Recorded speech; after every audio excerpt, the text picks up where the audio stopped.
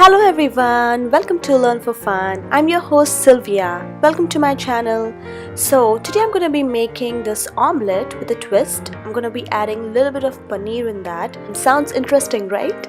Yeah, so let's get started with the recipe. For this, we're going to need 2 eggs, half onion finely chopped, 2 teaspoons grated paneer or cottage cheese, 2 to 3 green chilies finely chopped coriander, 1 teaspoon red chili powder, half teaspoon cumin powder, half teaspoon coriander powder, 1/4 teaspoon of turmeric powder, and salt as per taste.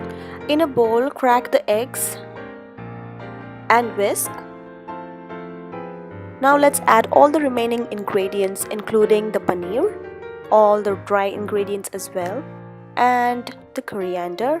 You can play around with the ingredients. You can add spinach or tomato or mushrooms, whatever you like. Now give it a nice mix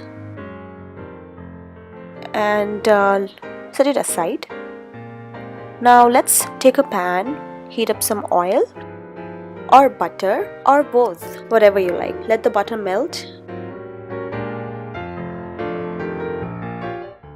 Now pour the eggs.